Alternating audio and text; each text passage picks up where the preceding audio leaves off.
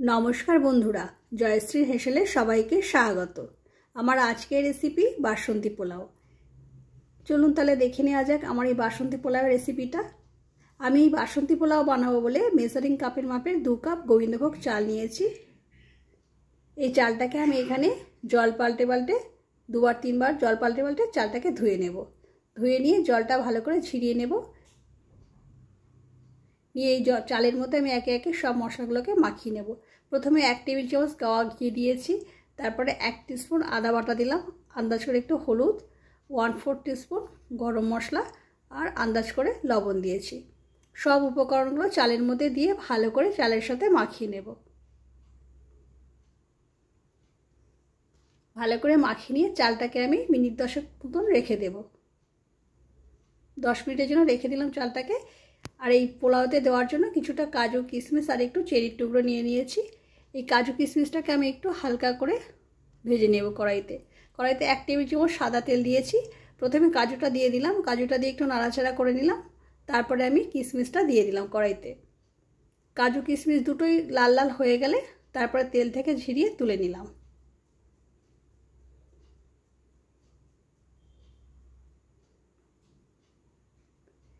এবার ওই কড়ার মধ্যে আবারও 1 টেবিল চামচ সাদা তেল দেব আর 1 টেবিল চামচ গাওয়া ঘি দেব। আমি এখানে বেশি তেল কিন্তু দিলাম না। 1 টেবিল চামচ গাওয়া ঘি দিয়েছে। ঘিটাকে কড়াইতে তেলের সাথে ভালো করে মিশিয়ে নিলাম। তারপরে 2টো তেজপাতা আর 2 টুকরো ডালচিনি সুগন্ধের জন্য দিয়ে দিলাম। এবারে ভিজিয়ে রাখা মশলা মাখানো চালটা কড়াইতে দিয়ে দেব। সব চালটা দিয়ে দিলাম, দিয়ে ভালো করে চালটাকে আমি একটু ভেজে নেব। গ্যাসের টেম্পারেচারটা একদম লোতে করে দিয়েছি। দিয়ে চালটাকে মিনিট 3 ভেজে নিলাম। নিয়ে আবার 2 টেবিল চামচ চিনি দিয়েছি। দিয়ে আবারও মিনিট 3 চালটাকে একটু ভেজে নিয়েছি।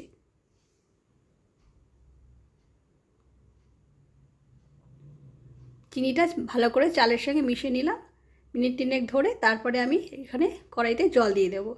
আমি যে মেজারিং কাপের মাপে চাল নিয়েছি সেই মেজারিং কাপের মাপে আমি 2 কাপ যেহেতু চাল নিয়েছি এখানে 4 কাপ জল দিয়ে দিলাম। জলটা আমি মেপে রেখে দিয়েছিলাম।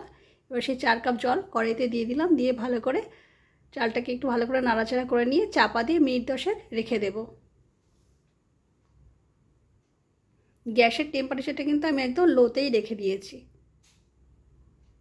মিনিট 10 রেখে দিলাম। মিনিট 10 পর ফিরে আসলাম। দেখলাম কিন্তু জলটা একদম টেনে নিয়েছে এবং ভাতটা কিন্তু অনেকটাই হয়ে গিয়েছে। একটু শক্ত আছে কিন্তু অনেকটাই হয়ে গিয়েছে।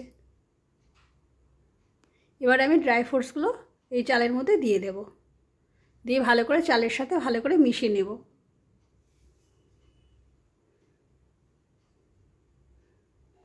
ভালো করে চালের সাথে মিশিয়ে নিয়ে তারপর আমি চাপা দিয়ে আবারও মিনিট 5 রেখে দেব। পোলাও খেতে কিন্তু এখন সবারই খুব ভালো লাগে। এখন যে কোনো পুজো আর উৎসব হলেই কিন্তু নিরামিষের দিনে কিন্তু এমন সুন্দর পোলাও কিন্তু সব ঘরে ঘরেই আমরা বানাই। কিন্তু পুজো অনুষ্ঠানে কিন্তু আগে যেমন খিচুড়ি খেতাম আমরা, কিন্তু এখন কিন্তু সব জায়গাতে এই পোলাওটাই বানায়। দেখুন মিনিট 5 রেখে দিয়েছিলাম। মিনিট 5 পর দেখলাম কিন্তু চালটা একদম পুরোপুরি সেদ্ধ হয়ে গিয়েছে। পোলাওটা আমাদের একদম রেডি হয়ে গিয়েছে।